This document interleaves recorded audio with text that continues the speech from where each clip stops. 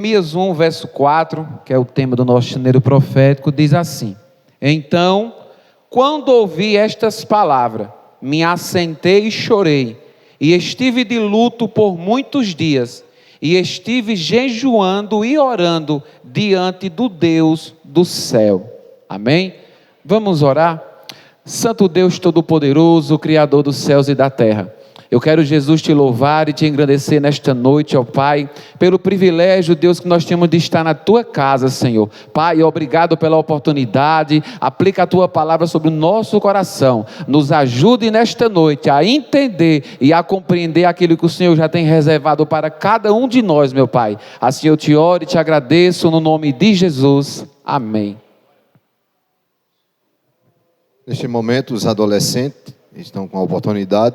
E em seguida, mulheres de fé. Amém?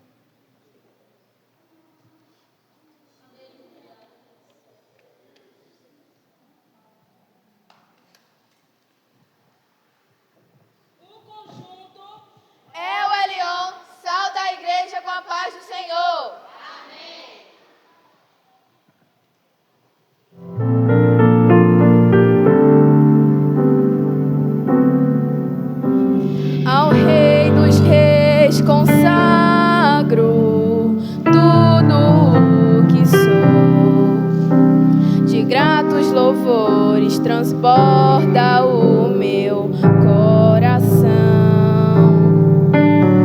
A minha vida eu entrego nas tuas mãos, meu Senhor, pra te exaltar com todo o meu amor.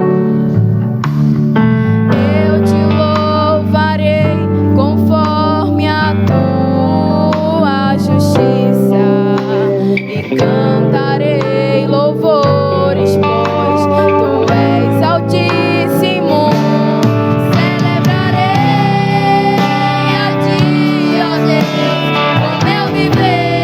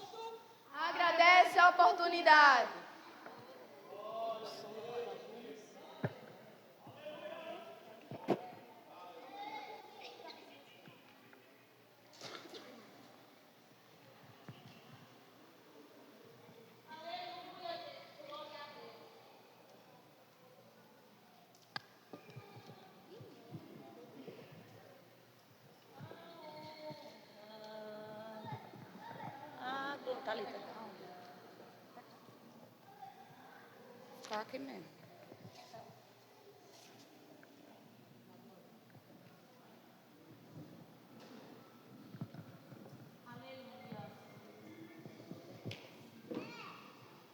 A comissão Mulheres de Fé sauda a igreja com a paz do Senhor.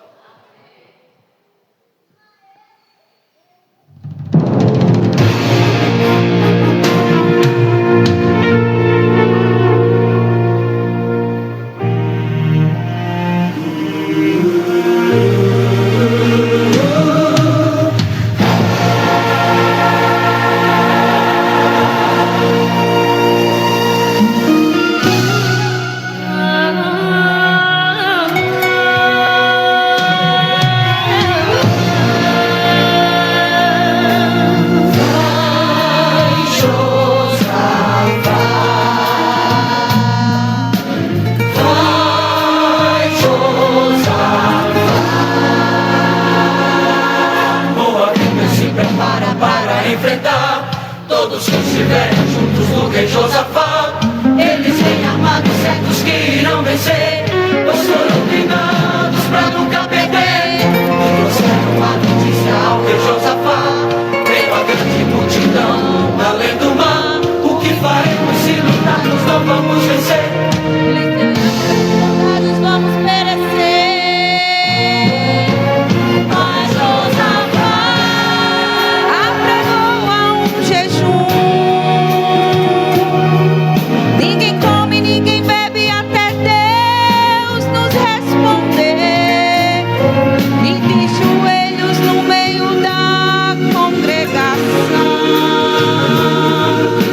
o rei Josafá começou a dizer: Ah, Senhor, Deus dos nossos pais, porventura não és tu Deus dos céus? Pois tu és dominador sobre todos os reinos da terra, e na tua mão há força e poder.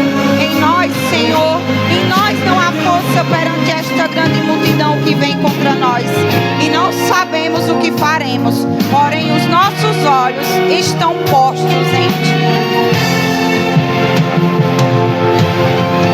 E depois que todo o povo começou a adorar, uma glória na congregação apareceu. Desplomou Jaziel e começou a usar. Ouve todo Judá a voz de Deus. E disse Jaziel: Dai ouvidos todo Judá e vós, moradores de Jerusalém, e tu, ó rei Josafá, assim diz o Senhor: Não temais, nem vos assusteis por esta grande multidão, porque a peleja não é vossa, senão de Deus. Nesta peleja não tereis que pelejar. Parai, está em pé e vede a salvação do Senhor para convosco.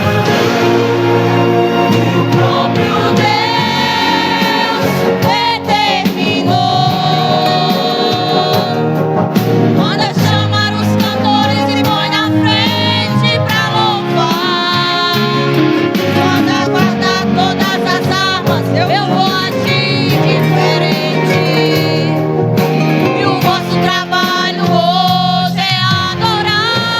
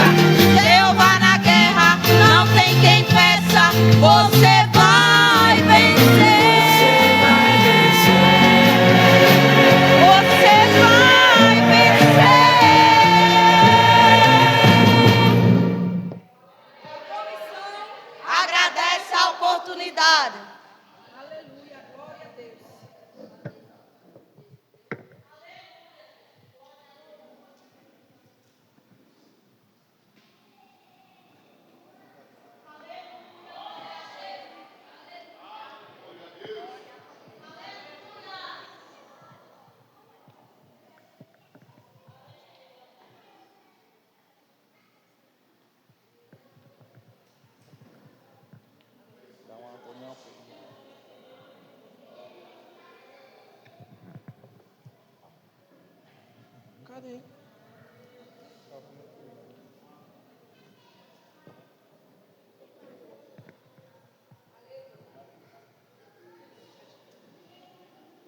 Gideão. Saudamos a igreja com a paz do Senhor.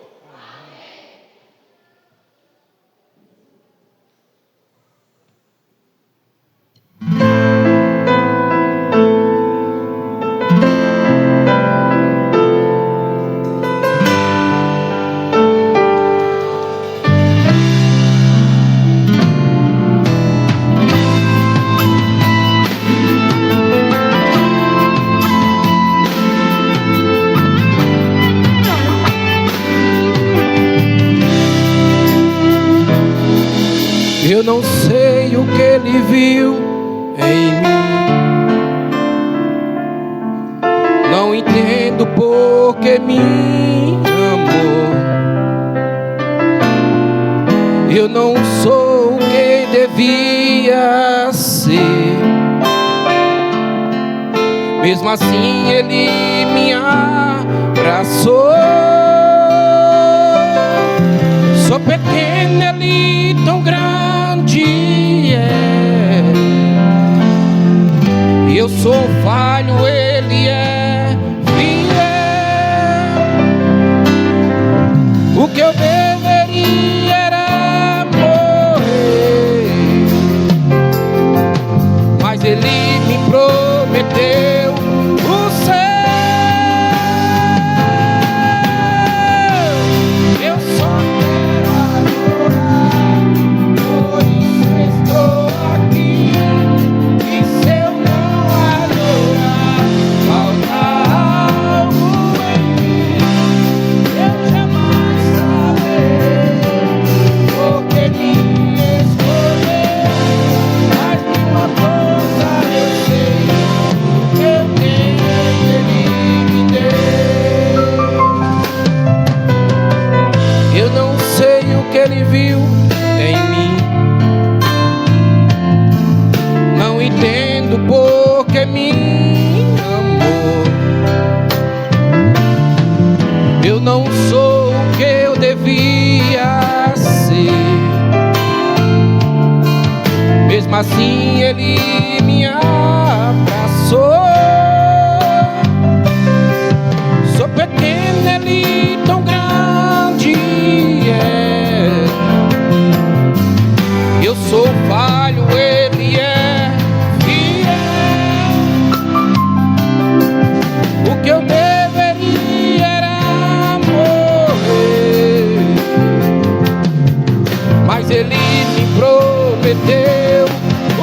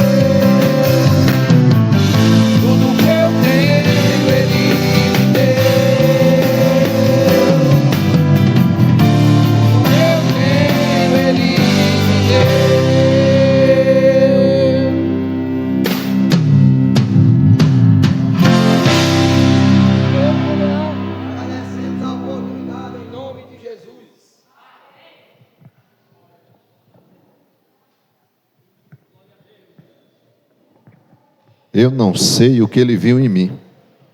Ele viu aquilo que nenhum homem vê. Ele viu quando você está sentado chorando. É Ele quem te acalma. Ele viu quando você naquelas noites que não dorme. É Ele quem traz o sono. Deus é fiel. Amém? Gostaria de convidar o pastor para deixar meditação, algo da palavra do Senhor. Pastor Iê. Glória a Deus. Cumprimento a igreja com a paz do Senhor. Amém. Não tem coisa melhor do que estar na casa de Deus, na casa de papai. E hoje é o terceiro dia do janeiro. Glória a Deus. E não tem coisa melhor do que a gente usar de sabedoria. Peço a Deus que Deus venha, pela sua infinita misericórdia, falar conosco. Eu não irei de forma alguma tomar tempo do profeta que já está ali com a espada afiada e tendo o pastor Wallace e Valdênio do nosso lado, mas que Deus em Cristo Jesus continue nos abençoando. Para não ficar só nas minhas palavras, eu quero recitar e quero que a igreja me ajude. Aquele que tem ouvido, aquele que tem ouvido, e que Deus nos abençoe. Glória. Irmão Vinícius está convidado para vir louvar. E neste louvor iremos recolher dízimos e oferta para a casa do Senhor. Convido o pastor Valdem para estar orando. Amém. Glória a Deus. Convido a igreja a se colocar de pé, meus irmãos. Vamos estar orando pelos aqueles que vão ofertar e entregar o dízimo na casa do Senhor. Ore comigo. Pai querido, Pai eterno, Deus Todo-Poderoso. Quero, Jesus, nesse momento, Pai, te louvar e te engrandecer mais uma vez, ó Pai. Quero te apresentar, ó Deus, aqueles que vão ofertar, que vão entregar o dízimo na tua casa, ó Pai. Que o Senhor continue abençoando e estendendo as tuas mãos sobre a vida de cada um, meu Pai. Abençoa teu povo, estende tuas mãos, em nome de Jesus. Amém. Glória a Deus. Aleluia, Jesus. Bendito é teu nome.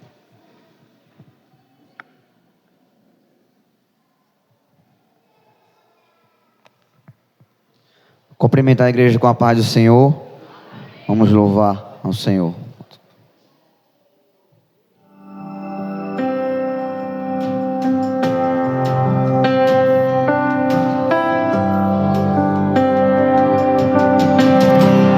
Eu não sei andar sozinho com minhas forças. Eu não consigo. Eu preciso ser guiado por ti, preciso ser ajudado por ti, preciso ser alimentado por ti, senão eu não vou conseguir.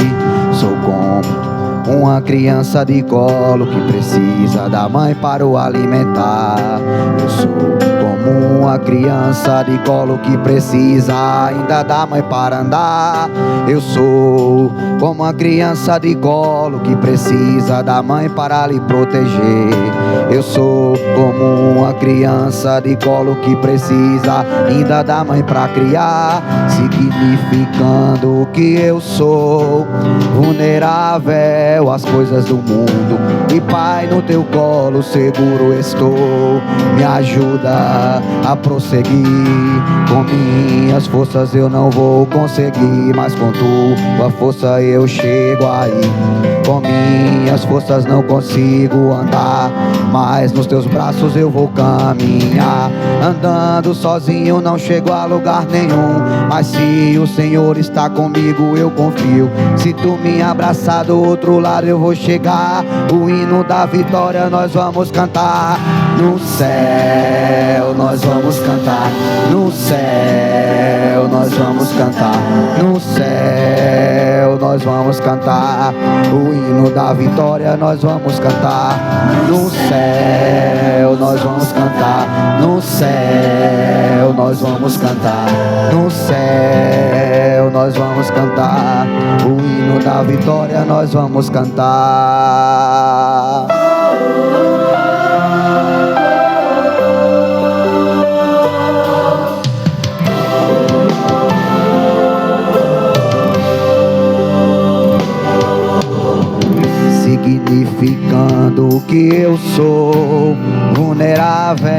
as coisas do mundo.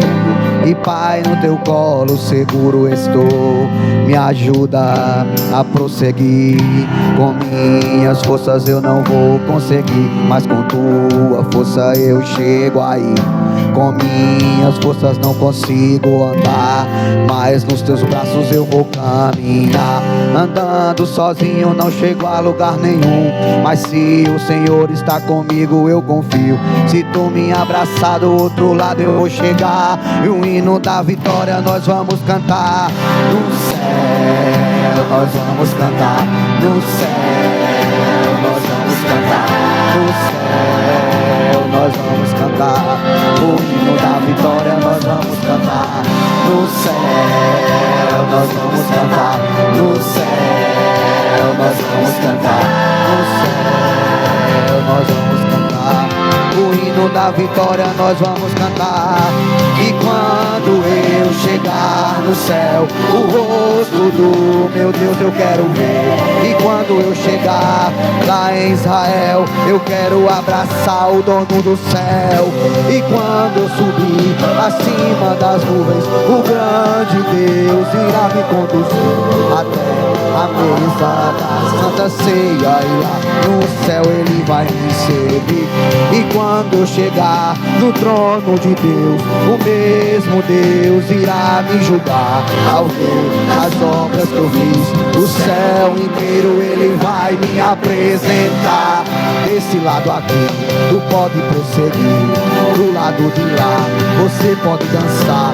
Aqui na minha frente, tu pode passear, o céu é teu e você pode andar. Lindo céu, eu quero ir pra lá. Lindo céu, e lá eu vou chegar. Lindo céu, e lá no céu eu vou cantar. O santo é Deus de Israel. Santo, santo, santo. No lindo coral todos nós iremos cantar. Santo, santo, santo. Imagina o coral, todos nós iremos cantar. Santo, santo, santo. No lindo coral, todos nós iremos cantar. No céu nós vamos cantar. No céu nós vamos cantar. No céu nós vamos cantar. O hino da vitória nós vamos cantar. É assim, eu agradeço minha rica oportunidade em nome de Jesus. Desde já agradeço essa rica oportunidade que o Senhor me deu e a confiança do pastor. Gostaria de convidar o pastor para estar orando pelo preleitor da noite, nosso amigo pastor Wellington. Saúde a todos os irmãos com a paz do Senhor. Queria pedir para que vocês ficassem de pé, para sem muitas delongas, para estar orando pela vida do pastor Wellington. Glória a Deus, voltou aqui novamente, né? Deus continue lhe abençoando, lhe protegendo nessas estradas, né? O Senhor não para, mas eu tenho certeza que nessa noite será poder de Deus aqui neste lugar, através da sua vida. Amém? Vamos estar orando, igreja, pela vida do pastor Wellington. Senhor Jesus, maravilhoso Deus, eterno Pai. Deus, muito obrigado por esta noite, Senhor. Obrigado também pela vida de pastor Wellington, Senhor, que nesta noite, ó Deus, está incumbido de trazer a tua santa palavra neste lugar, Senhor. Deus, nós já sabemos o zelo, ó Pai, que o teu filho tem pela tua palavra, Senhor.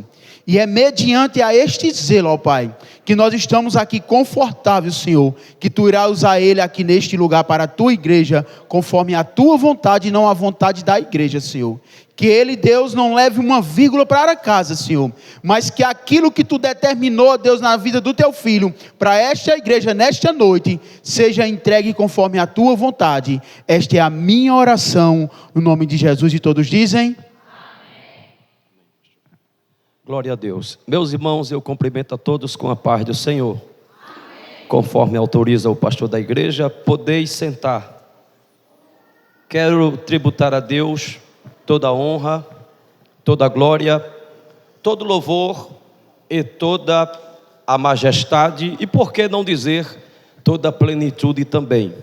Agradecer ao Senhor por estar vivo por mais um dia e também pelo ano de 2026, que algumas pessoas, por causa das lutas, talvez pensavam que não iria chegar, mas você está aqui em nome de Jesus. Então já entramos o ano de posse e vitória. Quero agradecer ao nobre pastor, presidente dessa igreja, pastor Wallace, pelo honroso convite de estar aqui mais uma vez em um janeiro profético, como um dos mensageiros da palavra do Senhor. Quero agradecer também a companhia da minha esposa, a missionária Adriana Alves, que ela está ali, mesmo cirurgiada, ela queria vir. Ela sempre pergunta, eu vou com você, a mulher, ela já está convidada eternamente, não é? Ela só não vem quando ela não pode vir, mas quando pode, ela sempre me acompanha, mesmo na situação que ela está. Agradecer a autorização do meu pastor, pastor Leonardo Silva, da Catedral Apostólica Águas do Trono. Sempre gosto de dizer isso. Eu estou como pastor, mas eu sou ovelha também. E meu pastor acompanha a minha agenda. Não vivo como esses mala-sombra que vivem por aí, que nem tem pastor, nem tem igreja, nem ceia. Ninguém sabe onde congrega e nem quem consagrou. Isso não é pastor, isso é um mala-sombra. Pastor tem que ter identidade. Pastor tem que ter endereço. Pastor tem que ter liderança. E eu quero dizer que eu estou abaixo da permissão de Deus e do meu pastor também. Quero agradecer ao pastor Valdênio, que está aqui, que é um dos pregadores, ao diácono Antônio. Da próxima vez que eu vim, eu vou trazer uma peruca para o senhor. Eu vou orar para nascer cabelo na sua cabeça, para o senhor ficar mais elegante. Quando ele era mais jovem, ele mostrou uma foto quando ele jogava futebol, ele era mais ajeitado. Mas está muito coisada a sua cabeça. Quero agradecer ao meu amigo pastor Yelto. Ele está aqui primeiro porque ele congrega aqui, mas ele é um itinerante também e é um homem de muitas atividades, e hoje concede minha honra e o peso, não é? Porque ele é mestre. Ele pode não ser mestre em teologia, mas a carga de experiência que ele carrega, para mim, ele sabe que eu digo isso na ausência e já disse conversando a sós, ele é uma referência nessa cidade. Muitos pastores tem aqui na cidade, mas são pastores que não têm experiência, são pastores que não têm história para contar, são pastores que vivem trancados dentro de uma caixa, que não saem, não conhecem novas situações, são pastores que não evangelizam, são pastores que não vivem missões. Então esses pastores, irmãos, são aquelas pessoas que Deus só deu o dom para apacentar mesmo. Pastor Yelito é um ganhador de alma, é um missionário, e ele sabe que eu me sinto muito bem quando estou perto dele. Agora, difícil é pregar depois que ele pregou. E eu disse ao pastor Wallace, ele tem esse costume de sempre me colocar no meio desse povo assim. Não é melhor colocar lá no fim, irmão, que todo mundo já escutou, já está cheio, abastecido, aí coloca eu, que já não sou muito legal quando eu vou pregar. Eu disse, hoje eu vou falar, eu disse até brincando, sobre o cuspe de Jesus. Pronto, é uma mensagem fácil, simples, ninguém nunca ouviu. Mas eu quero agradecer a todos que estão presentes. Eu quero dizer para você que Deus tem uma palavra para você nesta noite. Eu orei esta tarde, conversei com o Senhor, e eu confesso que eu iria pregar sobre o ministério de Jesus. Mas Deus disse, não fuja do tema, pregue no tema. Então eu quero lhes convidar para abrir sua Bíblia no 16º livro da Bíblia, no Sefer Nehemiah, no livro de Neemias, capítulo 1 e versículo de número 4 a seguir. Enquanto você procura, eu quero dizer para os irmãos que eu sou um pastor itinerante, eu não cuido de campo, e eu sempre levo um material para abençoar quem gosta de estudar, para que possa ensinar, porque ninguém pode ensinar se primeiro não sentar para aprender. E eu trouxe esse livro, que é muito bom, ele é antigo, mas ajuda muito para quem gosta de pregar e quer saber sobre a vida dos discípulos.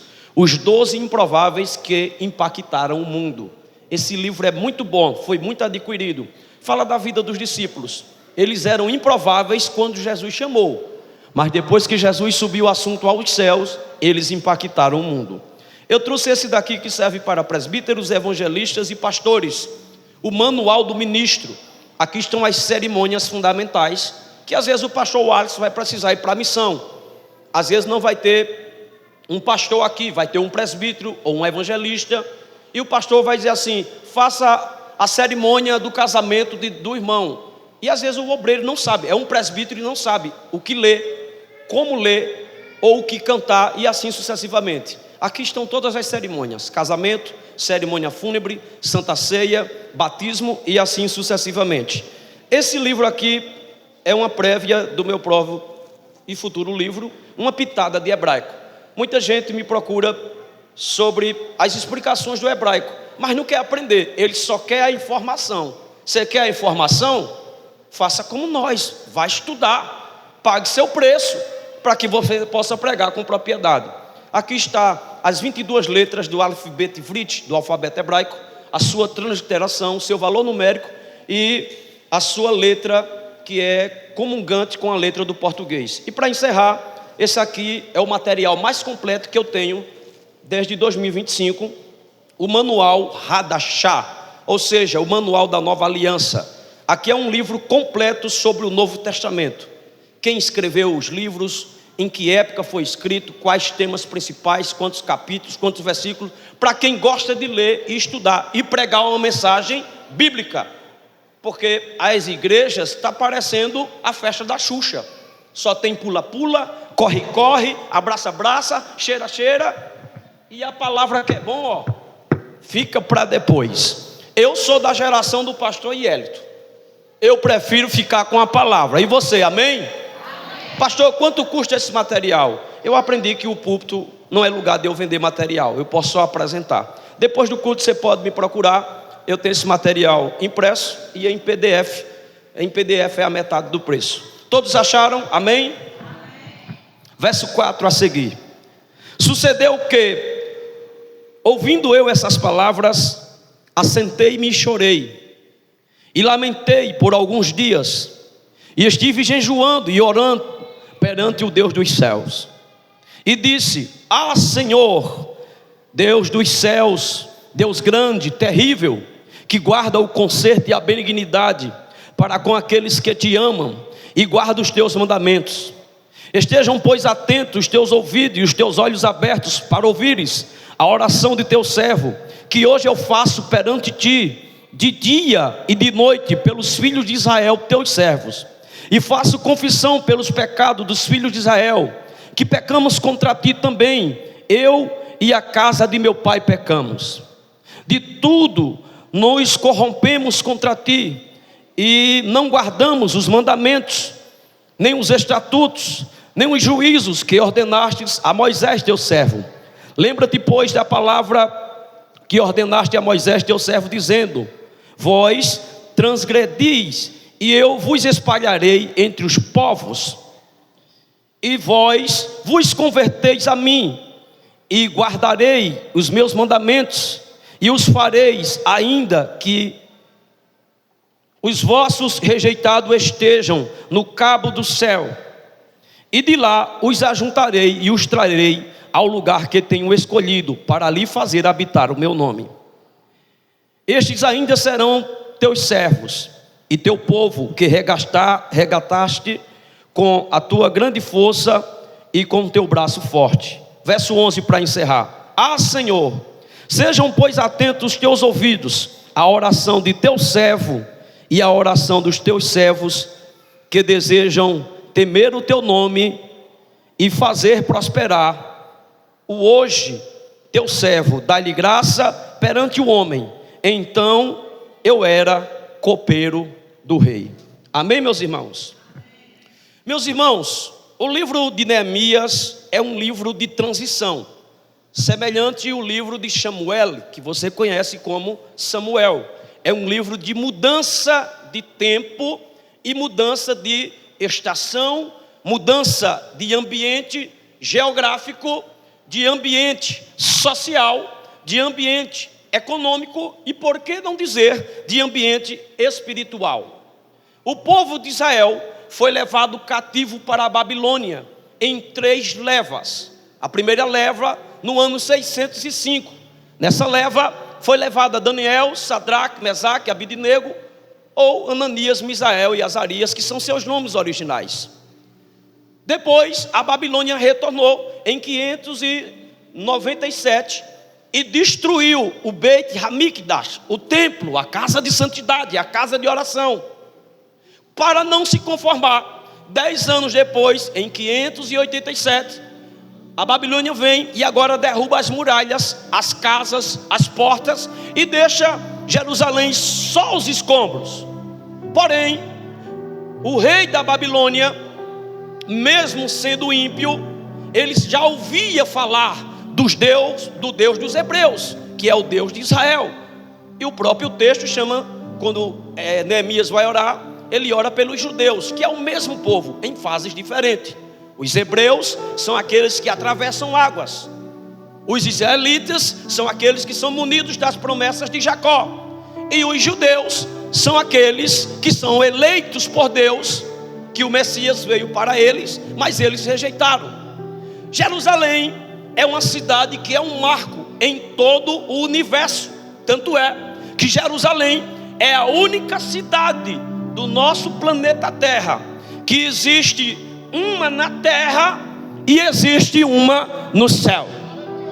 Ela é tão importante que a da terra é o reflexo daquela que está no céu, intacta, fechada e selada, preparada para o dia e a hora e o tempo determinado por Deus para um único povo. E o povo que vai entrar nessa Jerusalém é justamente esse povo que eu estou olhando para eles agora. Somos nós. Porém, a Jerusalém da terra também tem o seu grande significado exegético, escatológico e hermenêutico. O que é que acontece? Geograficamente, eu tenho um globo terra e eu estudo e eu gosto de ver esses detalhes. Jerusalém, ela está no centro do planeta da terra. A terra é um círculo. Se você crê na terra plana, amém. Se não crê, de todo jeito ela está no meio do planeta Terra. É como se fosse um ponto de equilíbrio para o planeta. Agora o segredo não está em Jerusalém, porque existem cidades antigas como Jericó, que tem 5.000 anos de existência. Pastor, como é que o senhor sabe? Baseado no calendário judaico, que estão no ano 5.786. Jerusalém tem no mínimo 5 anos de existência. E Jericó também. Jericó significa lugar de fragrância, mas Jerusalém significa habitação de paz. Jericó significa lugar de influência, Jerusalém significa lugar de encontro com Deus. Jericó significa lugar de importância, Jerusalém significa centro de santidade. Mas o que era que fazia Jerusalém ser diferente das outras cidades, e é diferente até hoje das outras cidades? Porque em Jerusalém havia um lugar chamado Beit Hamikdash, que quer dizer casa de santidade, casa de oração e casa de adoração. Essas são as 3 funções de um templo. Primeiro, o templo é a casa de santidade. Você pode chegar de qualquer jeito na sua casa, na casa do seu amigo, na casa do seu vizinho, na escola, aonde você quiser. Mas aqui dentro de Jerusalém tem que chegar com santidade. Não é de qualquer jeito, porque o templo reflete aquele que é dono do templo. E o dono do templo, a Bíblia diz em Isaías capítulo 6, versículo 3, que ele é santo. E os serafins cantam sempre internamente: santo, santo, santo é o teu nome. Então no mínimo que Deus exige que um crente, quando entre dentro do templo do Beit Hamikdash, é que ele esteja uma vida regrada, uma vida ilibada, uma vida íntegra, uma vida na linha, uma vida em santidade. Aqui também é um lugar de oração. Pastor, mas eu oro em casa. Mas sua casa não é o templo. Pastor, eu gosto de orar no monte. É bom, mas não é o templo. Pastor, eu gosto de orar em vigília. É muito bom, mas não é o templo. Deus não disse assim: a vigília é o lugar que estão meus olhos e os meus ouvidos atentos. Sua casa não é o lugar que estão os meus olhos e os meus ouvidos atentos. Os cultos que se fazem fora do templo são recebidos por Deus, Mas quando ele construiu o templo através de Salomão, quando foi consagrar, ele olhou para Salomão e disse: os meus olhos e os meus ouvidos estão atentos. Aí ele aponta o dedão assim: a oração deste lugar. Então vamos parar de priorizar aquilo que está acontecendo fora e vamos começar a valorizar o que acontece aqui dentro. Quando Deus quer se revela onde quer, mas Ele deixou um lugar específico para revelar a glória dEle. É aqui. Tem gente que deixa de vir para o culto para ir para a casa da irmã orar. Quando Jesus voltar, a senhora vai ficar com essa irmã e as testemunhas de Genival. Tem gente que deixa de vir para o culto. Hoje eu não vou para o culto, que eu vou para o monte. Ora, desde quando o monte foi mais importante do que o templo? O templo é o lugar da adoração. Adoração em hebraico é korban. Korban significa sacrifício, e sacrifício significa aquilo que sobe. Por isso que a Bíblia diz em Apocalipse que as nossas orações são colocadas em um incenso. E Deus não escuta orações. Não, pastor, não. Deus cheira as orações, porque oração é como incenso. Incenso não se ouve, incenso se sente o cheiro. E a adoração do crente, ela é como um incenso suave. Você pode não cantar bem, você pode não pregar bem, você pode não ter influência, você pode não ter um cargo, mas pode ter certeza que a adoração que você presta aqui, ela sobe esse teto, passa pelo primeiro céu, chamado de Euronos, passa pelo céu Mesoronos, chega no céu Eporonos, sobe mais um pouquinho, passa pelo paraíso. Depois do paraíso tem um trono, e o que está sentado no trono, ele cheira a sua oração e a sua adoração e diz assim: está chegando aqui. Não adianta pregar bonito, não adianta cantar bonito, não adianta profetizar bonito, não adianta rodopiar. A nossa geração é uma geração do blá blá blá. Por isso que ninguém gosta de me convidar para pregar. E eu não me preocupo, porque se uma porta se fechar aqui, Deus já falou comigo, 10 se abre fora, irmãos. Quem me acompanha faz 4 anos que eu estou na itinerância. Eu nunca disse assim: pastor Wallace, um dia aí me leva aí dia de domingo. Porque um dia Deus disse para mim: da tua agenda, quem cuida sou eu. Quem gosta do pula-pula, do roda-roda, do pega-pega, e abraça, e puxa, quem gosta disso aí, eu não sou contra. Faça seu movimento para lá. Eu gosto é da palavra, porque a palavra edifica, a palavra renova, a palavra transforma, a palavra corrige, ela conserta, ela enche, ela batiza, ela salva. Eu fico assistindo a geração de pregadores. Eu assisto só 5 minutos. Começa a ler a palavra, não explica o texto. Às vezes tem uma pessoa que não é crente, não sabe nem o que é que ele está querendo dizer. Quando ele começa a ver o movimento, já começa: o diácono Maciel, abraça aqui o pastor fulano. Pastor fulano, abraça o pastor Betrano. E começa aquele abraça. Eu nunca vi isso na Bíblia. Jesus nunca precisou abraçar ninguém. E nem venha me citar a parábola do filho pródigo, porque ali está falando de um filho que se afastou da casa do pai. Eu nunca vi Jesus abraçando para ele curar. Eu nunca vi Jesus abraçando para ele renovar. Eu nunca vi Jesus abraçando para ele salvar. Eu nunca vi Jesus abraçando para ele transformar. Mas eu vejo em todos os 27 livros do Novo Testamento Jesus pregando a palavra, palavra, palavra. O poder está na palavra. Deus pode me dar uma direção espiritual e mostrar a situação de alguém. E sim, a psicologia diz que um abraço de 30 segundos pode curar feridas na alma, ressentimentos, perdoar, etc. Mas é um caso específico. E não essas coisas que a pessoa fecha a Bíblia e já começa as profetadas. Eu estou vendo isso, estou vendo aquilo. Você está vendo nada, rapaz. Você está querendo sair no Jornal da Globo. Mas aqui não é lugar de estrela. Aqui é lugar de adorador. Nós adoramos na terra e Deus julga pelas narinas e faz assim: a minha igreja ainda adora na terra. Eu sei que depois disso que está sendo filmado, um monte de gente, eu já estou acostumado com isso, vai bater, mas pode bater. Eu só lhe digo uma coisa, que eu disse a um amigo hoje: ninguém que já tocou no ministério que Deus concedeu e confiou a mim até hoje, eu não conheço um pastor Wallace que prosperou. Eu não conheço uma pessoa que confrontou a autoridade que Deus colocou sobre nós que somos ministros do Evangelho, se sentindo na mesma unção, ou na mesma capacidade, ou na mesma autoridade. Eu não conheço uma pessoa hoje, 2026, dia 22, que está bem.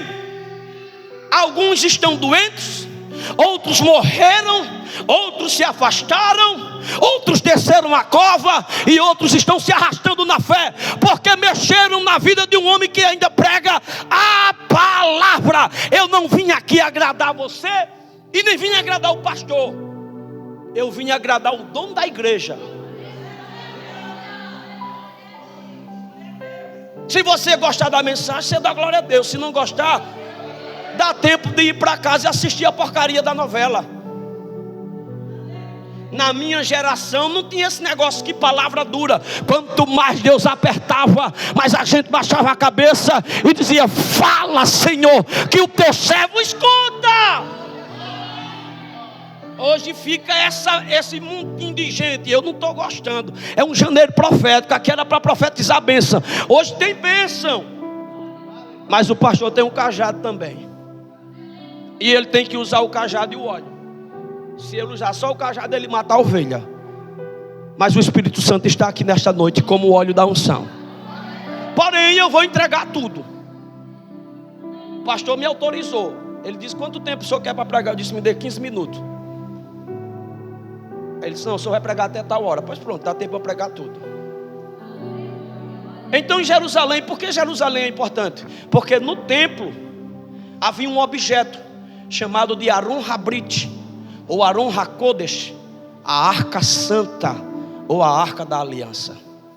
Aqui que está o mistério. O segredo não estava no templo em si, mas na essência que estava dentro da essência de outra essência. O planeta Terra tem um centro que é Jerusalém. No centro de Jerusalém estava o templo, e no centro do arraial, medindo a partir do templo, estava o Santo dos Santos, que chamamos de Kadosh Kedoshim. No meio do Santo dos Santos estava a arca, e a arca era feita de ouro por dentro e por fora. Porém, o ouro que existia fora era 7 vezes menor do que o ouro que existia dentro. Ou seja, existia 7 vezes mais ouro pelo lado de dentro do que pelo lado de fora, porque Deus nunca se iludiu com a aparência. Tem gente que pelo lado de fora tem uma certa quantidade de ouro. Ouro brilha, se destaca, tem preço. Mas pelo lado de dentro tem um ouro que pesa. A palavra pesa dá origem à palavra kavod. Kavod dá origem à palavra glória. Então, por isso que a verdadeira adoração não é quando o pregador faz assim: levante a sua mão e dê glória, pegue no irmão aí e dê glória. Isso não é adoração, isso é o ouro que está do lado de fora. Mas quando a gente está carregado de ouro pelo lado de dentro, não precisa o pregador pedir, o coração se alegra e a gente levanta a mão e adora, porque dentro está cheio de glória. E Deus manda lhe dizer nesta noite: eu vou te encher. Não é de dinheiro, porque dinheiro é bom, mas não é tudo. Não é com um carro novo, porque carro é bom, mas não é tudo. Não é com um emprego novo, porque emprego é bom, mas não é tudo. Não é com uma casa nova, uma casa é bom, mas não é tudo. Eu vou te encher com a glória, com a glória, com a glória, com a glória, com a glória, que enche da glória por dentro. Aleluia! Que eu vou cuidar das coisas por fora. Em cima da arca existia uma tampa chamada de kiparot, ou a tampa da propiciação. Ali tinha perdão, sacrifício e renovo. Toda vez que o sumo sacerdote entrava no Santo dos Santos, que estava em Jerusalém, que é o centro do universo, ele ia lá para receber o perdão dele e o perdão pela nação. Também havia expiação, perdão de pecados. Deus sugava os pecados e havia renovo. Ele entrava com os pecados representados pelo sangue de um cordeiro, tanto dele quanto do povo. Mas quando ele voltava, ele não voltava mais com sangue, ele voltava com as mãos limpas, porque diante da presença e da arca, você pode entrar manchado pelo sangue, pelas coisas deste mundo, pelo pecado, mas quando você sair diante da arca, você volta com as mãos, os pés, os olhos, a cabeça, limpo, purificado pelo sangue de Jesus Cristo. Então Jerusalém foi alvo de inveja de todas as nações. Sempre tentaram destruir Jerusalém. 3 vezes foram lá a Babilônia, como eu disse, na primeira leva, 605. Levaram Daniel, Sadraque, Mesaque e Abednego. Depois em 597 foram lá, aí destruíram o templo, para não ficar ainda as casas, porque o diabo é assim, ele veio para roubar, matar e destruir. É igual o ladrão que está em João 10:10, porque a Bíblia fala do ladrão e não do diabo, mas é uma figura do diabo. Como se não bastasse roubar, como não bastasse matar, ele agora disse: a gente tem que destruir, vamos colocar Jerusalém por terra. E foram lá em 587, 10 anos depois, e deixaram só os escombros. Mas lá de cima existe um Deus que até hoje Ele vela por Jerusalém. Salmo 122 e versículo 6 escrito está: orai pela paz de Jerusalém, prosperarão todos aqueles que te amam. Deus tem um mistério muito grande com aquela cidade.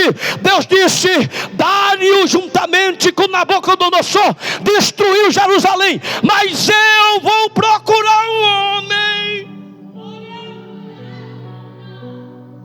Deus não procurou um rei, Ele não procurou um sacerdote, Ele não procurou um levita, Ele não procurou um profeta, Ele procurou um trabalhador. Diga comigo: um trabalhador. Um homem que fazia um serviço simples, servia ao rei. Seu nome é o nome do livro, provavelmente foi ele mesmo que escreveu, porque o versículo 1 e 2 relata ele sendo a pessoa que escreve, que disserta o texto. O nome dele é Nehemiah.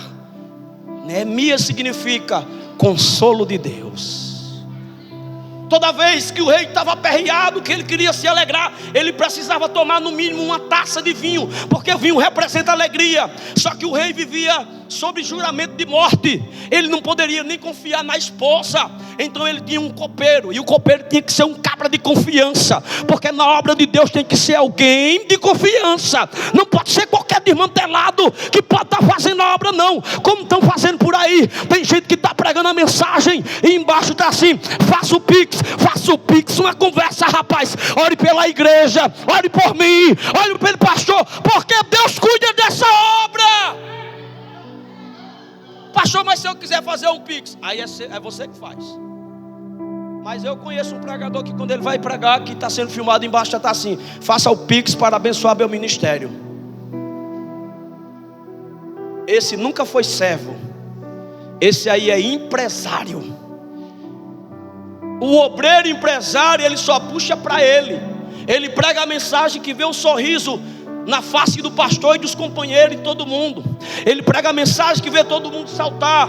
Mas ele não tem a consciência que quando muita gente sai com um coração vazio, pesado, a vida não muda, não há reflexão, não há contrito, não há conflito interior. Essa não é a mensagem. A mensagem que Jesus pregou foi uma mensagem de amor, mas era muito objetiva. Ele olhava para as pessoas e não muito sorridente, e ele dizia desse jeito: olha aqui para a minha cara feia. Ele tinha uma barba maior do que a minha e um cabelo muito maior do que o meu, e a cor era a cor do presbítero Júnior, um pouco mais claro, mais ou menos da cor de Pedro. Ele chegava e dizia assim: quem quiser, olha a minha cara. Ele não fazia assim: olhe, vocês precisam me seguir, eu vim salvar vocês, não se percam não, eu estou aqui, eu sou o caminho. Ele não fazia isso. ele chegava e dizia: quem quiser me seguir, negue-se a si mesmo, tome a sua cruz e depois me siga. E é essa mensagem que nós precisamos voltar a pregar. A mensagem da cruz, a mensagem que confronta o pecado, a mensagem que faz o ser humano sair daqui com a consciência pensativa: meu Deus, em que caminho eu estou? Como está a minha vida? E eu faço essa pergunta para você esta noite: como é que você está? Será que a sua adoração hoje sobe? Ou ela não vai passar do teto desse templo? Eu quero dar o tema da mensagem agora. Eu tenho 15 minutos, 20. Eu quero pregar subordinado ao tema: ainda é tempo de reconstruir. Ainda é tempo de recomeçar. Ainda é tempo de fazer tudo diferente. Ainda é tempo de fazer tudo novo. Ainda é tempo de construir uma nova história. Ainda é tempo de se erguer. Ainda é tempo de prosperar. Ainda é tempo de receber. Ainda é tempo de ser cheio. Ainda é tempo de Deus te usar. Ainda é tempo de reconstruir. Deus foi lá na Pérsia, na época de Xerxes I, filho de Assuero, que era Xerxes, mas não tinha o primeiro, porque ele era o pai. Então, quando ele gerou o filho, colocou Xerxes I, que era chamado de Xerxes Longânimo. Era um homem benevolente. E eu fui pesquisar, pastor Wallace, porque era que esse homem era benevolente. E possivelmente o Xerxes I, que era o Assuero, foi o esposo de quem? De Esther.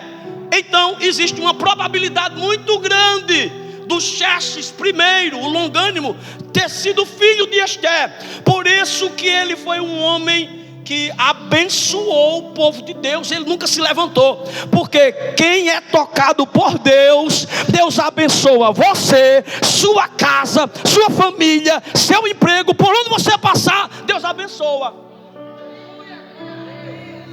Aí chegou o irmão de Neemias, e ele chega até Neemias no versículo 3 do texto supracitado, e diz assim, verso 2: veio Hanani, que era o irmão dele, até Neemias, e Neemias não fez assim: e aí, como é que está o templo? Porque Zorobabel veio e reconstruiu o templo. Depois Esdra estabeleceu a ordem sacerdotal, mas a cidade estava, diga comigo, sem muro, sem porta e sem adoração. Como é que um lugar desse permanece de pé? Porque o muro protege o que está dentro. A porta é um lugar de transição. Por isso que até o inferno tem porta. E no céu? No céu não tem. Tem, pastor. Jesus disse: eu sou a porta. Isso é uma figura de linguagem. Quando você lê o Salmo 24, você vai ver que no céu tem portais. É diferente de porta. Porta é um lugar de transição para entrar e sair, e para proteger. Tanto é que dormimos com a porta fechada, não com a porta aberta. Agora no céu tem portais que não tem fechadura, só se abre com o comando de Jeová. Por isso que no salmo que eu citei está escrito assim: que quando nós chegarmos com Cristo na eternidade, no Gan Éden, no Éden espiritual, onde estará a nova Jerusalém, a nova Jerusalém, no centro do Éden, quando nós chegarmos, nós vamos dizer: levantai, ó portais eternos, as vossas cabeças, para que entre o vosso Rei da Glória. E os anjos que estão lá, que não conhecem um corpo glorificado de ser humano, vão dizer: quem é o Rei da Glória? E hoje eu não sei cantar, mas no céu eu vou aprender. E nós vamos cantar em um só coral e vamos dizer: o Senhor dos Exércitos, Ele é o Rei da Glória. Mas Jesus Cristo disse que tudo tem que ser pedido mais de uma vez. Se você olhar em João, toda vez que Jesus fala, ele fala assim: em verdade vos digo, em verdade vos digo.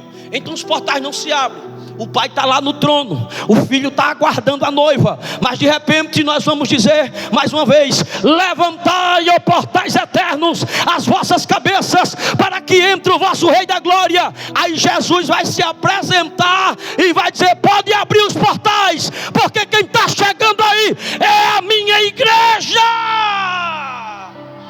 Aleluia! E nós vamos entrar nos portais celestiais. Ele foi lá na Pérsia, no meio do reinado de Xerxes I, longânimo, escolheu o menor, o copeiro, que bebia o vinho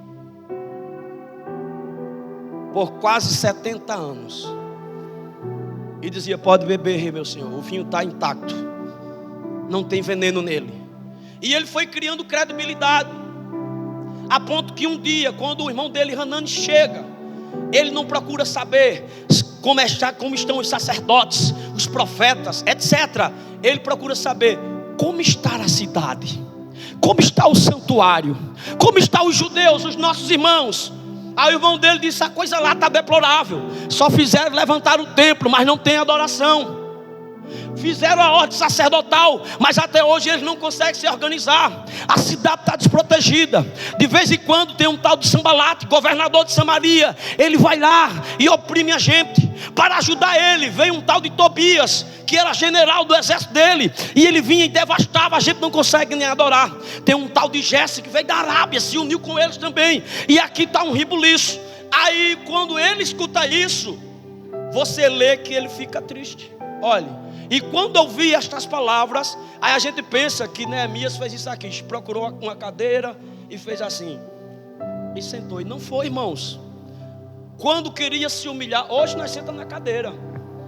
Mas você sabia que quando Jesus pregava, o povo sentava no chão? Leia as multiplicações de pães, que você vai ver. Ele mandava o povo sentar no chão. Sabe por quê? Porque do pó nós viemos, e para o pó nós voltaremos. Hoje o homem briga por cadeira. Deus manda ele dizer: você vai sentar no chão. É o lugar de onde você veio. Eu acho que ele fez isso aqui, olha. Eu acho que ele fez isso aqui, baixou a cabeça e fez uma oração. Eu ainda consigo me levantar. E ele fez a oração, está aí. Passei dias, não foi só aquele dia, dias lamentando-me, jejuando e orando. Orando aonde? Se não tinha um templo. Orando aonde? Se não tinha um monte. Orando aonde? Se não tinha casa de irmãos. Só tinha um palácio. O palácio era da Pérsia e o rei não era crente. É porque o lugar que você ora, ele se torna uma fração, ou uma... Como é que é a palavra que fugiu da mente? Exatamente, ele se torna um pedacinho do templo. Então, às vezes, a gente não consegue realmente vir ao templo. Mas quando você não consegue vir ao templo, drobe o seu joelho, que o templo vai até você.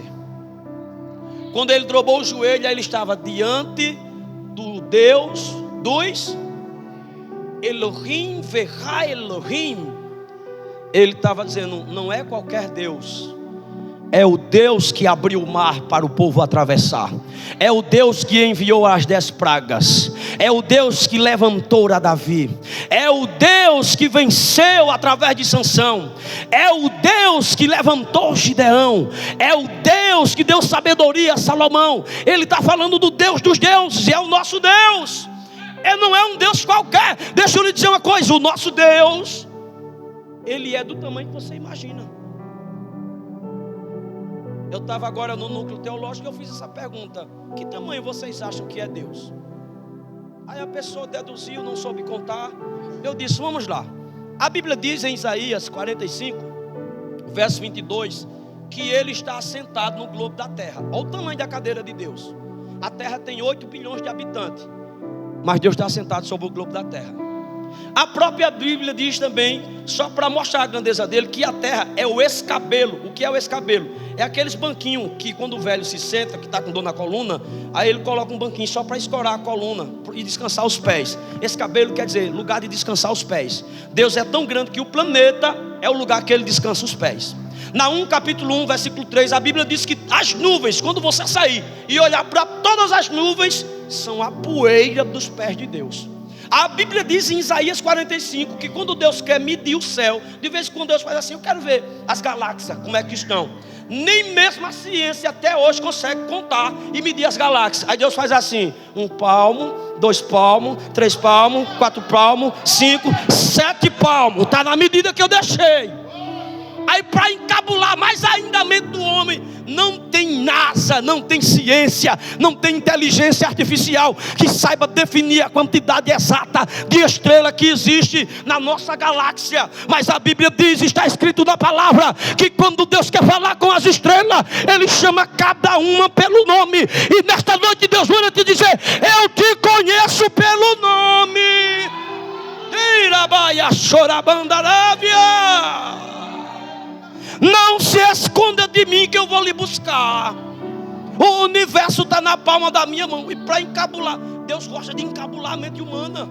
A Bíblia diz que Ele junta as águas do mar. 70% do nosso planeta é composto de água. Era para ser chamado planeta das águas. Não sei por que foi chamado planeta Terra.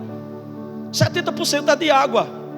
Pois é, quando Deus quer medir o mar, Ele coloca na taça da mão dele a água do mar. E eu explicando isso na sala, e a pessoa disse: realmente ele é muito grande. Eu disse: e é, mas a Bíblia diz que ele cabe dentro de nós. E agora? Eu disse: eu tenho 1,65 m. Como é que um Deus desse cabe dentro de mim? Aí eles disseram: eu não sei explicar. Eu disse: eu também não sei. De uma coisa eu sei, que Ele é grande quando Ele quer ser grande, mas Ele habita dentro de nós que somos pequenos. Nós às vezes queremos diminuir o tamanho de Deus. Ele clamou ao Deus dos deuses. Aí o Deus dos deuses, para mim começar a concluir, eu tenho 15 minutos ainda. Deus disse: ora, Neemias. Neemias significa consolo de Deus. Deus levantou você para ser um consolo. Não foi para você estar com essa cara murcha, amassada, essa cara de bolacha creme caque, qualquer aperto você se quebra.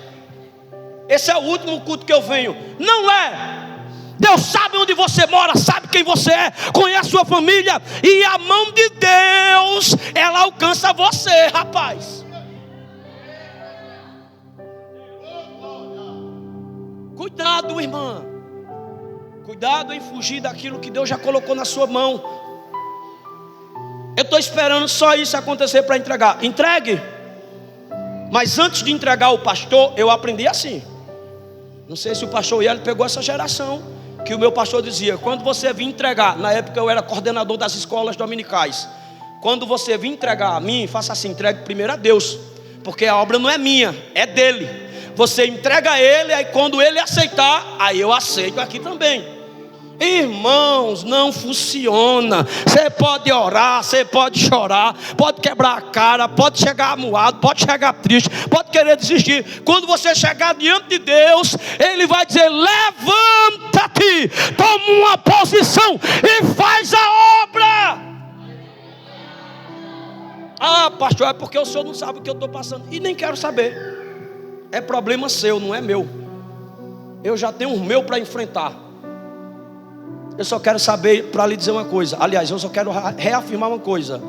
Deus lhe chamou para ser um consolo na vida de pessoas.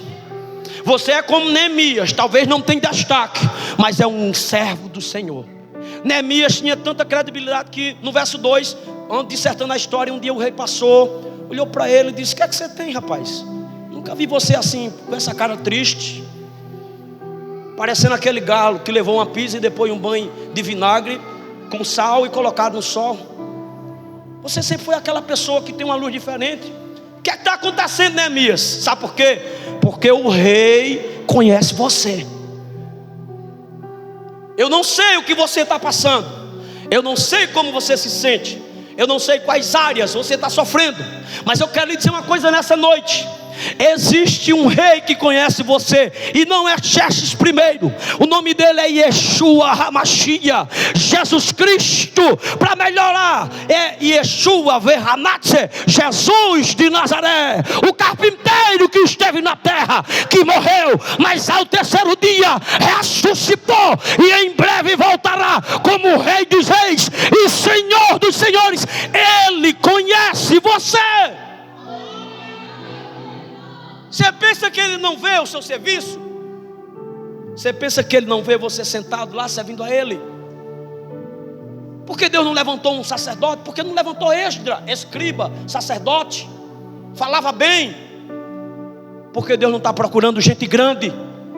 Nós somos selecionadores de artistas.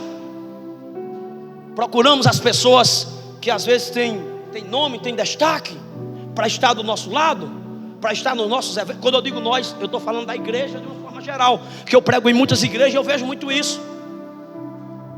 Eu vi cantores muitas vezes em festa, ele está lá feito a múmia de Tutancamão. Ele está lá parado, parece um defunto. E o bicho parecia um defunto. Na última vigília que eu vi, ele parecia um defunto. Irmão, quando disseram assim, o cantor vai cantar, ele já se levantou assim, ó. Eu olho para essas coisas, irmão. Eu não sei se eu sou burro, ou ignorante demais, ou muito atrasado, pastor. Ai, irmão, ele fez um movimento. O culto estava até desanimado, mas o danado, ele é o anjo que agita as águas.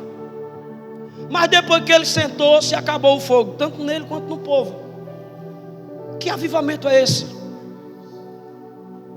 Deus não quer movimentar as águas, Deus quer curar as feridas. É diferente. Por isso que Jesus foi lá e disse: olha, deixa o anjo de Lázaro, porque o anjo só sabe mover água. Eu vim curar as feridas. Neemias orou, jejuou por vários dias. Veja que ele começa, primeiro aspecto, para reconstruir, tem que ser uma pessoa que tem intimidade com o Deus dos deuses.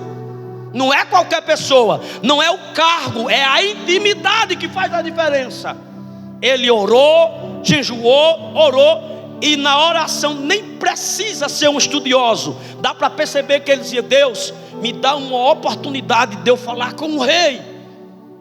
É óbvio, é lógico e evidente que ele orou assim, porque subsequente no capítulo 2, o rei olha para ele e diz: o que é que você tem, rapaz?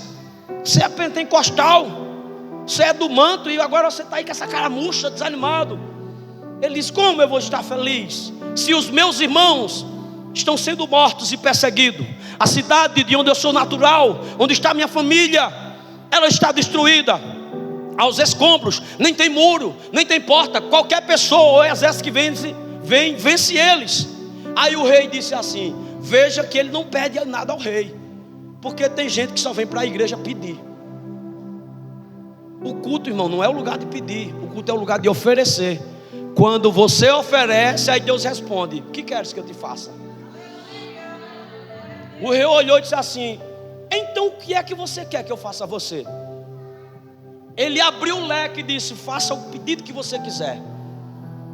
Ele disse: segundo sua palavra e com a sua permissão, eu preciso ir lá na minha terra, reconstruir os muros e as portas. O que você precisa mais? Eu preciso de uma carta para passar pelos governadores que vão tentar me impedir.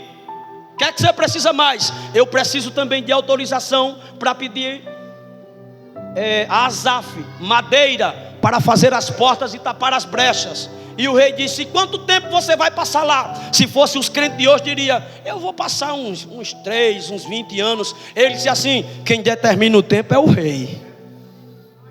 Eu sinto uma graça de Deus agora para profetizar sobre sua vida pela palavra. Isso aqui está na palavra. Deus manda lhe dizer: quem determina o tempo é o rei. A Bíblia diz que ele muda o tempo e as estações. Para que tanta pressa? Para que tanta agonia? Para que tanta correria? Para que tanta precipitação? Se tu sabes que só vai acontecer no tempo do rei. É ele que decide, é ele que manda. Ele olhou e disse assim: quem diz é o rei. E o rei disse: você vai passar lá 12 anos. O número das tribos. Ele foi. E quando ele foi, ele chega lá, e eu começo a concluir para não me estender muito. Quando ele chega lá, ele vê a cidade toda desmoronada. Aí ele passa pela porta, 3 portas, eu destaquei aqui, que está na Bíblia. Ele passa, número 1, pela porta do vale. Depois ele passa pela porta do monturo, e depois ele passa pela porta da fonte. Interessante. Quando ele chega na cidade, primeiro ele mira a porta do vale. Vale era a porta que Israel saía para a guerra. Ele disse: deixa eu olhar como está a estrutura de guerra do povo, porque eu sei que toda vez que alguém se levanta para fazer uma grande obra, vai se levantar inimigos. Sabe por que muita gente não gosta de você? Sabe por que muita gente persegue você? Sabe por que muita gente não tolera você? Porque você está fazendo uma grande obra. Aí os inimigos se levantam. E interessante, os inimigos não são de longe, os inimigos são de perto. Ele disse: deixa eu olhar logo o vale como é que está. E o vale estava cheio de escombro. Esse negócio aqui está feio, porque o lugar de guerra não está preparado para a guerra. Mas eu vou limpar esse lugar aí, porque vai voltar a ter guerra e nós vamos vencer, porque o Deus dos deuses está conosco. Depois ele vai na porta do monturo. E aqui eu quero abrir um parênteses, não me tenha como chato nem como bravo, é o meu jeito de pregar. A porta do monturo é a porta que dá acesso ao vale de Rinom. Rinom era onde se queimava o lixo de Jerusalém. E é daí que se deriva a palavra Sheol, que é inferno. O inferno é derivado desse lugar, o lugar que se queimava o lixo de Jerusalém. E se fazia sacrifício a Baalins, ou a Baal, e as suas descendências, Astarote. Ele vai na porta do monturo para ver como era que estava. Aí lá tinha porta caída, crânio de gente para lá, coisa do templo destruído, porque as coisas novas foram substituídas, um monte de escombro. E esse é o nosso perigo. Sabe por que às vezes a gente não consegue reconstruir as coisas? Porque a gente não limpa os escombros. E nos escombros tem serpente, escorpião, morcego e chacais. Na época, que é parecido com dragão. Na tradução você vai encontrar o termo dragão. Serpente é gente falsa. Cuidado, que por baixo da porta, ou em cima de uma cadeira, ou no seu sofá, ou na sua mesa, cuidado, que às vezes você pensa que está conversando com uma irmã ou um irmão, mas você está conversando com uma serpente. E Deus manda lhe dizer: selecione quem entra dentro da sua casa, faça uma limpeza, porque senão não há reconstrução. Escorpião é gente venenosa. Tem gente, irmãos, que é nota 10, é mensageiro do diabo, só sabe colocar defeito. Desse jeito não presta, desse jeito não dá certo, desse jeito não vai. E qual é o jeito que dá certo, bicho ruim? Não, mas se eu fizer, não é você não. Olha aqui para minha cabeça grandona. Não sou eu não. Não é o pastor Ielto, o diácono Antônio, o pastor Valdênio, o pastor Wallace. Não é o presbítero Júnior. O diácono, que eu esqueci o nome dele, está lá no canto. Fábio. Quem faz é Deus. Deixa dessa besteira. Se não for comigo não dá certo. Dá, irmã.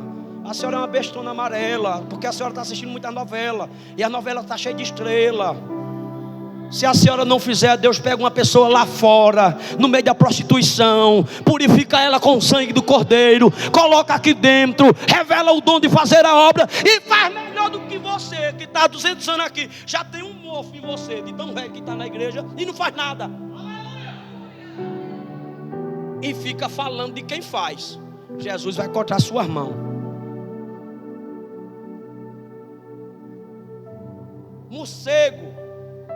Morcego é especialista em sugar sangue. Tem gente que só senta do seu lado para sugar o que você tem. Tem gente que conversa com você, não é porque está preocupado com você, é para saber como você está, para espalhar para os outros. Olha, ele está assim, olha, ela está assim. Mas Deus, nesta noite, vai derramar da glória dele na tua casa, na tua família, no teu ambiente de trabalho, e vai cair por terra todo morcego, escorpião, serpente, o que estiver atrapalhando. Assim diz o Senhor, Deuteronômio 28, versículo 7: por um caminho correrão contra ti, mas por 7 caminhos desaparecerão. Criaram um caminho contra você, mas eu venho nesta noite lhe dizer que Deus está preparando 7 para eles correr, porque não se mexe num escolhido de Deus. Você que vive aí só assistindo o culto e não faz nada, então não fale de quem está fazendo. Deixa ele fazer, deixa ela fazer. Ele foi lá na porta do monturo e disse: ixi, aqui está bagunçado demais, vou fazer uma limpeza. E limpou. Aí por fim ele vai na porta da fonte, porque a fonte é onde tem água. E foi Ezequias que criou um córrego que trazia água para Jerusalém, porque dentro de Jerusalém não existe água corrente, existia um córrego de água. Mas na porta da fonte, eu pesquisei, possivelmente é o tanque de Siloé. Possivelmente é o tanque de Siloé, de João capítulo 9. Aliás, de João capítulo 4. E quando ele chega lá nas fontes, a água está suja. Tem sujeira por cima por causa dos escombros, justamente por causa da porta do monturo, que era muito próximo. Mas por baixo tem água limpa. Deus manda lhe dizer nessa noite: tira a sujeira de em cima da água, porque embaixo tem água boa para você beber. Você não entendeu? Deus está dizendo: toma uma posição esse ano, porque tem coisas boas chegando para você. Deus está dizendo: purifica o que precisa ser purificado, porque por trás dessa sujeira, por trás dos escombros que você está vendo, está dizendo: isso aqui eu não consigo tirar. O Espírito de Deus nesta noite vai movimentar as águas e tirar a sujeira por você, e vai dizer: levanta-te, Consolador, ajudador, auxiliador. O que é que estás fazendo? Recuado ou recuada? Tem gente que não veio, e algumas pessoas que eu, pelo menos 6 que eu conheço, não veio. Não sei porque, se não gosta de mim, não tem problema, ou porque não tem mais força de vir. Mas eu quero dizer para quem está aqui, que é da família, que o Espírito de Deus está indo lá. Vai entrar na porta do vale e vai dizer: se prepare para a guerra novamente. Se levante, pegue as armas, que eu não chamei soldado para ficar de cabeça baixa assistindo o culto pela internet. Vai chegar na porta do monturo e vai dizer assim: vou tirar toda a sujeira, vou tirar a serpente que tenta envenenar você, vou tirar o escorpião, vou tirar o morcego que está sugando tua energia, e vou mover as águas do Espírito. E sua casa vai voltar a ser um pedacinho desse templo. Quando ele vê tudo isso, agora eu fecho. É interessante que quando ele chega em Jerusalém, ele passou 52 dias. Capítulo 8 fala sobre isso. Eu acho que o versículo 15. 52 dias ele passou lá. E ele conclui a obra no dia 25. Olhe, preste atenção. No dia 25 do mês de Elu, que é o mês de agosto, entre agosto e setembro. Quando ele vai, ele leva a carta do rei. Quando ele começa a construir, ele vai e limpa, como eu disse, a porta do vale, o lugar de guerra já está limpo. Ele diz: pronto, aqui a gente, qualquer coisa, qualquer bronca, já estamos prontos para guerrear, porque lá já tinha espada. Você vai ver que uma hora, aí Sambalate significa chuva pesada. Chuva pesada. Tem gente, irmão, que é uma chuva pesada na vida da gente. É aquela chuva que você sai para ir para um canto e de repente ela vai, você chega igual um pinguim lá. Pronto, Sambalate era desse jeito. Aí Tobias era judeu. Só que quem anda com quem não presta, vai ficar sem prestar também. Tobias, Toviá, ou seja, aquele que é bom por causa de Deus.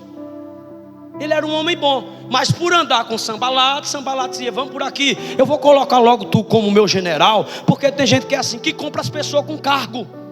E cargo não se vende, cargo não se negocia.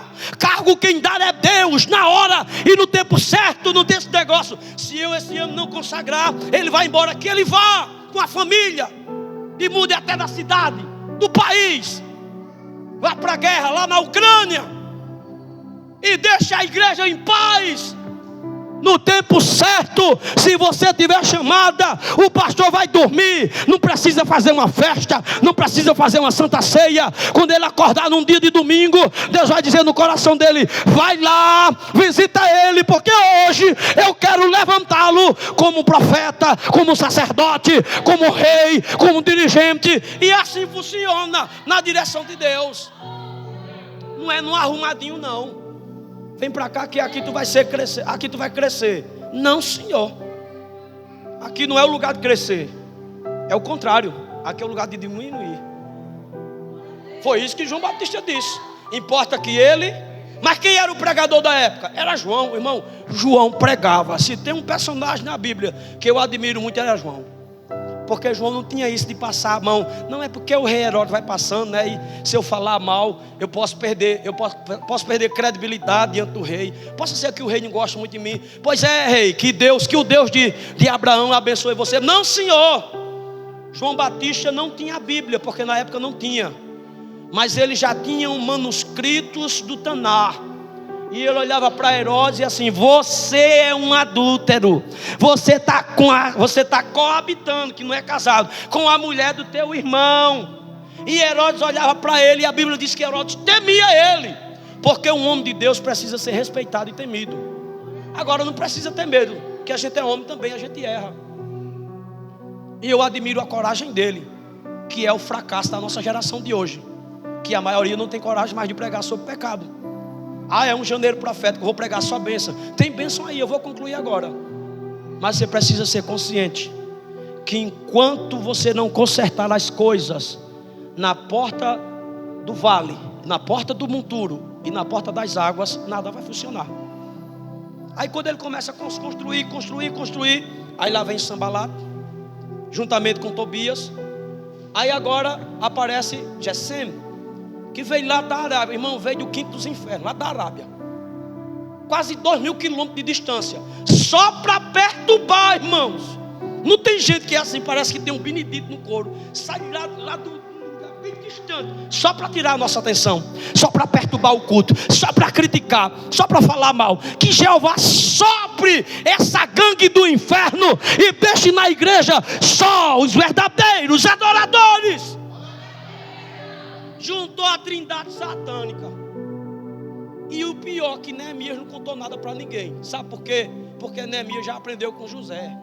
Disse: se eu contar o que eu vou fazer, vão tentar me trapacear. Se os irmãos que são os irmãos de José se levantaram contra ele, imagina, eu estou sozinho nessa guerra. Ele ficou calado. Deus manda lhe dizer: peleja calado, chora calada, faz um propósito calado, em silêncio. Não precisa dizer que eu estou em propósito. Faça calada, porque no silêncio Deus trabalha, no silêncio Deus age, no silêncio Deus escuta. Calado. Aí um dia, depois de 3 dias, ele passa pela cidade, olha, vê a situação.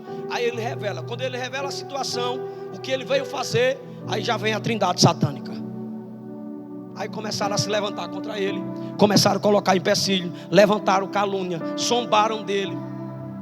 Aí como não conseguiram atingir ele, porque um crente blindado pelo Espírito Santo de Deus para fazer uma grande obra, ele não vai desistir por causa de uma cara feia, não. Ele não vai desistir porque foi repreendido, não. Porque todos nós somos repreensíveis. Todos nós erramos. Talvez eu erre 10 vezes mais do que você, mas Deus sempre puxa minhas orelhas em algum lugar que eu passo. E eu escuto a pancada, só baixo a cabeça e faço assim: essa foi para mim. Eu não faço como a geração de hoje, que se amoa num canto, parece um bode amarrado. Eu não vou mais, eu não faço mais, eu não quero mais, eu não aceito mais. E desde quando você manda naquilo que Deus te deu? Deus vai cortar essa corda. Isso é uma seta que o diabo lançou, porque Satanás estava vendo o quanto você estava prosperando na obra, o quanto você está prosperando na obra, o quanto você é útil na obra, o quanto a senhora é influente na obra. E Satanás jogou uma seta para tentar tirar você do seu lugar. Mas o Senhor vai lhe buscar onde você estiver. Aleluia! Não foi para isso que Deus lhe chamou. Não foi para você estar assim que Deus lhe escolheu. Não foi para isso que o ministério confiou na senhora e confiou no Senhor. Foi para você fazer como Neemias. Está doendo, estão zombando de mim, estão me perseguindo, estão me caluniando. Levantaram uma mentira e disseram assim: tu está querendo ser rei, não é? Aí fizeram uma carta. Aí começaram a espalhar a carta. Só que a carta era mentirosa. E Neemias, ele tinha a carta do rei. Alguém apresenta uma carta e diz assim: ele está querendo fazer isso e ela está querendo fazer aquilo. Mas não se esqueça que quem tem a carta do rei é você. Nós temos a carta do rei, está aqui. Nós temos a palavra. Nada prevalece contra esta palavra. E o Senhor disse: a minha palavra não voltará vazia. Aí 4 vezes eles fizeram assim. Agora eu concluo mesmo. Desce e vem para cá, para a gente conversar. Ele estava dizendo assim: sai um pouquinho de Jerusalém, entrega só por um tempo e vem só 1 minuto aqui para a gente conversar. Irmão, você já viu inimigo fazer aliança com a gente, irmão? Inimigo já está dizendo é inimigo, ele vai ser para sempre um inimigo. Não desça. Aí Neemias olhou e disse assim: eu estou fazendo uma grande obra, de maneira que eu não vou, eu não quero e nem pretendo descer. Não troque o propósito por uma proposta. Não troque a unção pela coroa, porque os reis morrem e a coroa passa para outras cabeças, mas a unção que Deus colocou na sua vida permanece para sempre. Pastor, tem como provar? É claro que tenho. Eu vou pegar só mais 5 minutos. Dá para aguentar aí, irmãos? Amém?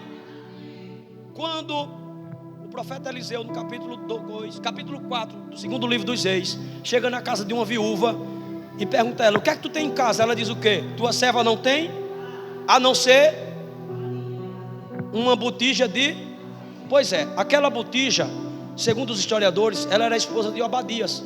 Então, quando ia se consagrar um rei, um sacerdote e um profeta, se pegava, a pessoa que ia ser consagrada, ele pegava uma botija e colocava assim. Salmo 133: ó, com bom e com suave é que os irmãos vivem em união. É como o óleo que desce sobre A, depois desce sobre A, e depois desce sobre as. A cabeça é porque quando a unção começa, ela começa de cima para baixo, não é de baixo para cima. Primeiro Deus unge a cabeça, que é para você pensar pensamentos de Deus. Depois Ele unge a barba, que é para você falar aquilo que Deus mandou falar. E unge as vestes, que é para você se apresentar como Deus determinou para se apresentar. Então quem ia ser ungido fazia isso aqui, ó. E o azeite vinha, descia sobre a cabeça, descia sobre a barba, respingava nas vestes e caía na botija. E eu pesquisei, pastor Wallace, dos 100% que estava na mão do chofar do profeta, só 10% ficava aqui, na botija do que era consagrado. Mas 10% de unção é o suficiente para fazer a obra do Senhor. É porque tem gente que quer demais, tem gente que quer ser tudo, tem gente que quer cantar, quer pregar, dirigir o culto, profetizar, ensinar, maestrar. Você, no mínimo, é o benedito. Irmãos, faz o que Deus mandou fazer com a unção que Deus te deu. Aí veja que Obadias morreu, mas a unção dele ficou lá no vaso. Por isso que diz, ela diz assim: tua serva não tem nada. Aí ela lembrou: tem um vaso ali, era como se fosse aquele. Tem um vaso ali que o que tem ali não pode vender. O que tem ali é ungido do céu, não tem como vender. Veja que ele morreu, mas a unção ficou. Por isso que eu disse: a coroa você pode perder, mas a unção você não perde não, rapaz. A unção não foi o pastor que lhe deu, não. A unção é dada pelo próprio Espírito de Deus. E Deus manda lhe dizer nessa noite: eu vou renovar a unção na tua vida. Porque do jeito que está não dá mais. Você pensa que Deus não cansa não, é? Deus cansa, só não desiste, mas cansa. Aí ele não desceu, mas ele concluiu. Primeiro, ele foi um homem de oração. Segundo, ele foi um homem de atitude. Terceiro, ele foi um homem de reação. Vieram um monte de ataque, mas ele não deixou se abater. Sabe por quê? Porque ele servia ao Deus dos deuses. Desfoque um pouco a questão eclética. Eu tenho um pastor, e é um homem de Deus, um amigão meu. Mas eu falo com ele hoje, ele me responde daqui a 30 dias. E minha esposa sabe disso. E não é muito bom, porque a gente às vezes quer conversar, só conversar com o pastor. Mas nem por isso eu deixo de atender ele. Quando ele manda o comando, eu digo: o senhor não pede, o senhor manda. Estou chegando aí. E eu saio daqui várias vezes, para Agrestina, para Altinho, para o Prata, para São Joaquim, para onde a liderança determinar. Mas eu não vou por causa do pastor, eu vou por causa do Deus dos deuses, que é o Deus dos céus. Foi Ele que me chamou, foi Ele que me ungiu. E eu encerro agora, no dia 25, 2 mais 5 dá quanto? 7. Ele terminou em 52 dias, é 25 ao contrário. 5 mais 2, 7. Se você olhar o livro de Neemias, é o 16º. 1 mais 6, 7. É Deus dizendo: eu sou o Deus do começo, eu sou o Deus do meio e sou o Deus que vai até o fim.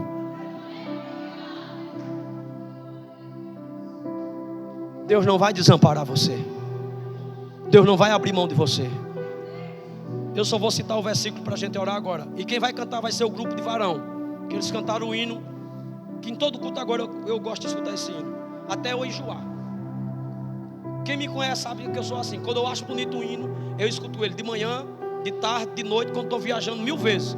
Aí quando ninguém suporta mais, aí que aparece outro, aí eu mudo. Enquanto não aparecer, o que é que eu aprendo para concluir? É que Neemias usou de sabedoria. Quando Sambalate, Tobia e Gessem vieram contra Neemias, eles fizeram assim, ó. Eles fizeram assim: já que a gente não conseguiu trazer eles para cá, aqui eu fecho. Vamos lá. Vamos lá. Aí chegaram lá, chegou os 3 e a cambada do inferno, a gangue do inferno. Quando chegaram na porta central, que é a porta de Damasco, aí estava lá um monte de homem com uma pá. Uma pá na época não era uma pá igual a nossa, ela era menor, que ele tinha que se inclinar, com uma pá na mão, jogando barro nos muros. Outro colocava tijolo, mas na outra mão a espada estava aqui, ó. Aí o inimigo chegava e dizia: como é que danado esse povo trabalha com a espada na mão? Foi Deus que mandou colocar a espada na mão. E a espada é a palavra. Perca tudo, mas não perca a palavra. Perca o cargo, perca a posição, mas não perca o dom da palavra. Porque você não precisa de um título para pregar a palavra.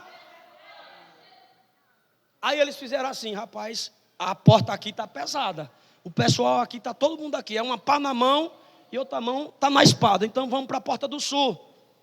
Aí chega na porta do vale, chega lá, está uma família todinha, os meninos melados de barro, tudo misturado, os homens pegando, 2 homens pegando tijolo. Eles pegavam com uma mão, porque o tijolo cabia no braço, que é um côvado de 45 centímetros, e do outro lado a espada. Dizia: rapaz, aonde a gente chega, só tem gente trabalhando com a pá e a espada do outro lado. Dá não, Zezinho, vamos embora.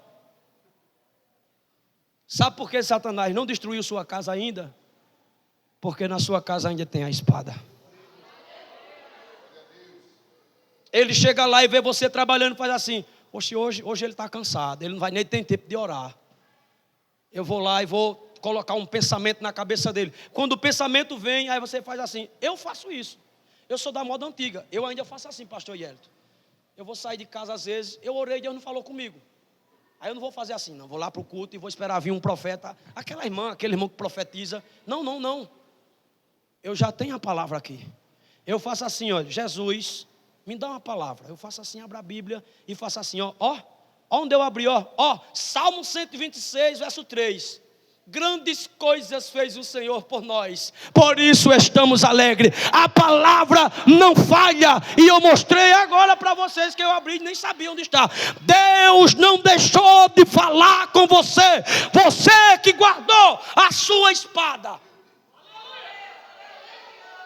Aí quando chegaram lá que fugiram, aí Neemias disse: não, vocês vieram agora confrontar a gente não vai parar a obra não. Aí ele disse para os levitas: toca as trombetas aí. Aí começaram a tocar a trombeta. Trombeta é símbolo de adoração, glória a Deus, aleluia. E o povo começou a tocar a trombeta. E eles disseram, mas rapaz, é ousadia demais. Além de a gente não conseguir vencer, saímos decepcionados. As trombetas estão tocando, é sinal de festa. Eu quero lhe dizer que 2025 foi um ano de luta, de perseguição e de guerra. Mas assim diz o Senhor, este ano será o ano que a trombeta do jubileu vai tocar, vai tocar, vai tocar. Receba esta palavra em nome de Jesus Cristo.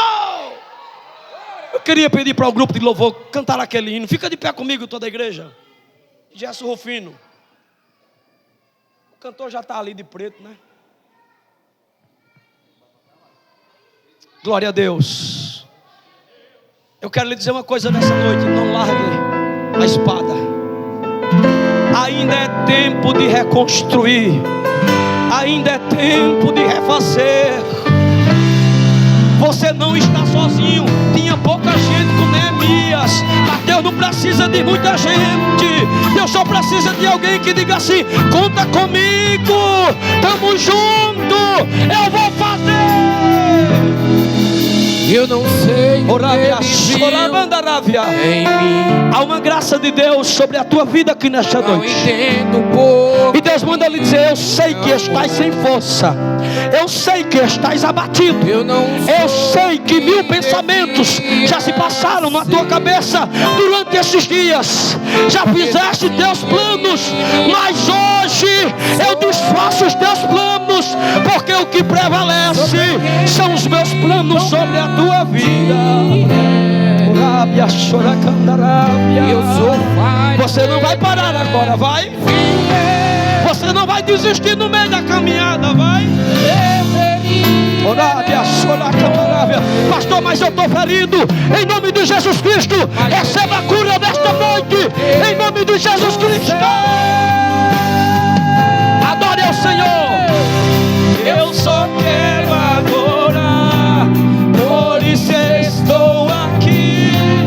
E se eu não adorar, falta algo em mim. Eu jamais saberei porque me escolheu. Mas de uma coisa eu sei, tudo que eu tenho. Você pode adorar. Levante as suas mãos e 2 minutos para adorar o Senhor. Eu não sei o que Ele viu em mim. Não entendo por que me. Ministre o seu louvor, ministre a sua adoração. Deus está dizendo: ainda é tempo de você se levantar. Ainda estou te dando a oportunidade de fazer diferente. Ainda é tempo de ver a cidade erguida, os muros levantados, as portas fechadas, o templo aberto, o altar no lugar certo. Eu quero nesta noite saber se você está disposto a mudar. Eu sou falho. Se você está onde você estiver, não precisa vir aqui na frente. Aonde você estiver, você vai colocar a sua mão no seu coração agora. Eu não quero nem saber quem é você.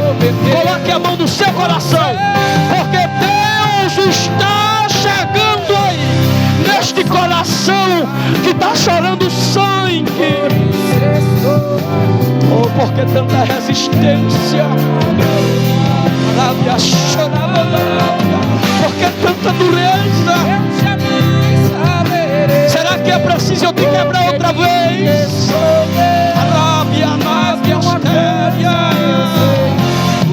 Levanta-te.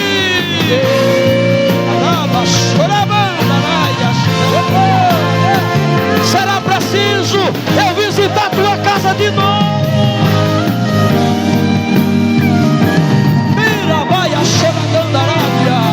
Mulher, deixa meu servo fazer a obra que eu determinei.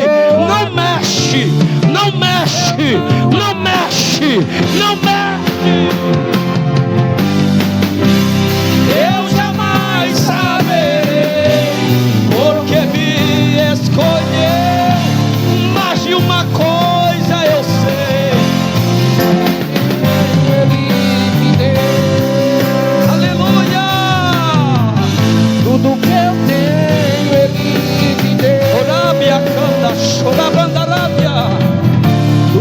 Ainda é tempo de fazer tudo diferente. Ainda é tempo de você fazer uma nova história. Ainda é tempo de você marcar nesse ministério. Ainda é tempo de você marcar naquela congregação. Ainda é tempo de você marcar no seu trabalho. Ainda é tempo. Tem alguém aqui que não é crente? Faça só assim, só para eu conhecer. Todos são crentes, amém? Eu vou retornar a direção para o pastor, agradecendo a Deus a oportunidade que tanto Deus e o pastor me confiou. Espero que os próximos dias sejam muito melhor do que hoje, em nome de Jesus. Amém, meus irmãos? Glória a Deus, igreja. Que maravilha, né? Ouvir a palavra de Deus. Que maravilha é esse Deus em nossas vidas, igreja.